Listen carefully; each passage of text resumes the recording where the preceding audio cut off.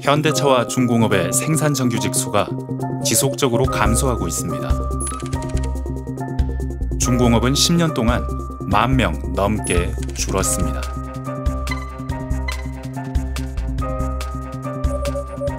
현대차는 내년까지 5년간 8,000명 이상이 퇴직하지만 신규 채용은 별로 없습니다. 로봇들이 용접하는 그 부분은 거의 95% 이상이 자동화돼 있고요. 지금 현대차는 정년 퇴직자들이 다 나가게 되는 날을 기대하고 있는 건데 이제 지금도 한 해 2,000명 이상씩 나가고 있거든요. 그리고 신규 채용은 거의 안 하는 거죠. 불안과 호황이 주기적으로 오다 보니까 조선소는 가능하면 뭘 하고 싶냐면 생산직을 정규직으로 안 쓰고 싶어요. 비정규직이라 구인난이 심해지자 회사는 이주 노동자로 눈을 돌립니다. 한해하청을 예전에는 대학생 알바나 혹은 전문대 조이나 고졸들을 찾아온 사람들을 쓰면 됐는데 이제 그 사람들이 다 그런 데로 빠지는 거예요. 플랫폼 노동이나 물류센터로 빠져버리니까 이제 조선소들이 아둥바둥 갑자기 찾게 되는 게 외국인을 써야 한다. 고부가가치 연구개발 기능은 울산을 떠났습니다. 지금 현대차의 핵심 경쟁력은 수도권에 있는 남양연구소에 있습니다. 처음 제품에 대한 구상부터 최종 양산 기획 그리고 양산 테스팅까지 수행하는 종합 자동차 연구소라고 볼 수 있죠. 현대자동차에서 생산을 하는 기능을 제외하면 모든 기능을 다 담당하고 있는 이제 거점이라고 볼 수가 있습니다. 현대자동차 1부터 6 공장이 있는데 이 공장들과 똑같은 생산 여건을 남양연구소에 구축해 놨습니다. 그래서 만들기 전에 이미 다 테스팅을 남양에서 하는 거예요. 더 근본적으로 보면은 남양의 제품 개발의 조직적 능력이라고 하면 훨씬 더 이제 높아지면서, 그러니까 파일로트 생산 단계라고 하는 게 이 제품 설계와 공장에서 하는 대량 생산의 중간 단계거든요. 그래서 거기서 일종의 시험 생산을 하는 건데 그 파일로트 카를 한 200~300대 만들면서 집중적으로 해결하는 거예요. 근데 이거는 다른 어느 완성차 업체에도 그런 대규모 파일로트 센터를 갖고 있는 업체는 없는데 그 현대만이 갖고 있는 독특한 특징인 거죠. 현대중공업은 5년 전 중간 지주사를 만드느라 홍역을 치렀습니다. 현대중공업 새 지주회사의 서울 이전이 기정사실화되면서 울산 동구가 술렁이고 있습니다. 노조는 무효라며 강하게 반발하고 있습니다. 이후 경기도에 본사와 연구개발 거점 기능을 할 통합 R&D 센터를 만들었습니다. 2020년에 이제 착공해서 2022년에 완공이 됐고요. 예전에는 현장에서 개선 작업하는 게 이제 우리 R&D의 기능이거나 설계의 기능일 때가 많았는데 혹은 혁신의 원천일 때가 많았거든요. 근데 이제는 점점 현장에 야드에 가지 않고도 야드를 실제로 디지털 도면 안에 3D 모델링을 통해서 구현할 수 있고 데이터셋만 있으면 그 데이터를 보고서 현장을 구축할 수 있고 그 현장 구축된 걸 보면서 건조하기 전에 꽤 많은 오류를 잡아낼 수가 있고 현장에서의 승련보다 아이디어가 중요할 수 있고 많은 교류가 중요할 수도 있습니다. 판교의 지음으로써 이 점은 중공업과 비슷한 플랜트 엔지니어링 혹은 건설 계통에 있는 엔지니어들하고 교류하면서 이런 지식이 좋아질 수도 있고 오히려 더 큰 시너지를 가질 수 있다 이런 종류의 판단을 하는 것 같아요. 울산을 지탱해온 핵심 경쟁력의 공중부양. 울산의 노동자와 협력업체들은 위태롭습니다. 주요 부가가치는 R&D와 엔지니어링을 통한 제품 혁신 부문에서 게다가 이제 공정 혁신 분야의 주요 혁신도 이제 가능하면은 수도권에서 만들어서 가져가겠다 이런 공산이고 이런 상황이면 울산으로 부가가치 이전은 거의 없다고 봐야죠.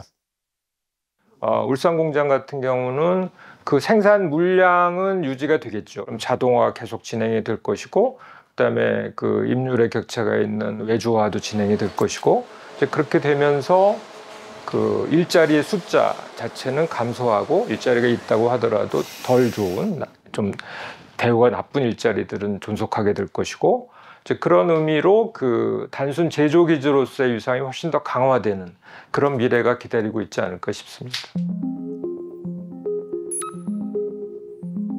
2015년은 여러모로 분기점입니다. 조선업 구조조정이 불어닥쳤고 늘기만 하던 울산 인구가 감소세로 돌아섰습니다. 한번 줄기 시작한 인구는 조선업 호황이 돌아왔다는데도 계속 줄기만 합니다. 정점 대비 7만 명 줄었습니다. 주목할 부분은 15세에서 34세 청년층 인구입니다. 울산을 떠나는 청년의 수가 2015년 순유출로 전환한 뒤 지난해까지 누적 4만 8천 명이 넘었습니다. 전체 인구 감소의 약 70% 떠난 청년의 수가 설명합니다. 미래는 더 암울합니다. 통계청의 인구 추계를 보면 울산의 인구는 2040년 95만 명. 광역시 타이틀은 반납할 처지입니다. 줄어드는 속도가 전국에서 가장 빠릅니다. 의아한 점은 합계 출산율이 0.8이 넘는 울산이 그보다 낮은 서울이나 경기도보다 인구 감소가 훨씬 빠르다는 사실입니다.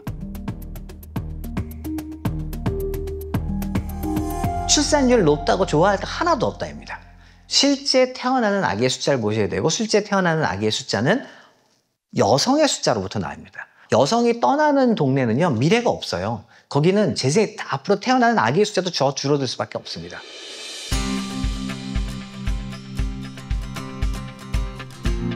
울산대 학생들은 어디서 취업해 살고 싶을까? 일단 개발자 쪽으로 한번 생각해보고 있습니다. 네, 울산 쪽에서. 저는 방송작가 쪽으로 생각을 하고 있어가지고 그래서 최대한 서울로 가고 싶다고 생각을 하고 있어요. 네, 웬만해서는 아마 울산 쪽 기업으로 갈 것 같습니다. 네, 약간 공대 쪽은 거의 울산에 있는 걸 원하는 것 같아요. 제약회사 같은 경우는 울산에 잘 없어가지고 저는 울산 말고 다른 지역에서 취직을 저는 약간 서울 쪽이면 좋을 것 같아요. 수도권 대학도 붙었었는데 그냥 울산이 취직하기도 쉽고 그다음에 임금도 다른 데보다 높고 그래서 울산에서 취직하고 싶어서 울산 들어왔습니다. 공대 그리고 남학생들은 울산에 남겠다는 비율이 높지만 인문 사회계열 또 여학생들은 반대입니다. 울산에서 근데 마케팅으로 취업하기는 진짜 좀 어려운 면이 있어서 아무래도 다른 지역도 생각은 하고 있어야 될 것 같아요. 지난 10년 울산의 고용 성적표. 남성 고용률은 10년 전 전국 최고였지만 지속적으로 하락해 이젠 17개 자치단체 가운데 하위권입니다. 그래도 70%는 넘는데 여성 고용률은 10년 전에도 지금도 40%대로 언제나 전국 최하위였습니다. 주요 대기업의 성비 격차는 울산 고용의 성격을 단적으로 보여줍니다.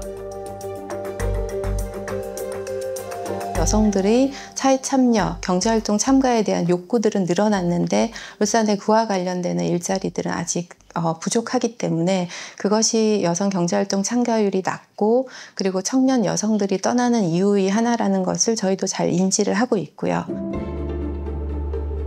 충격적인 건 20대 여성의 비율입니다.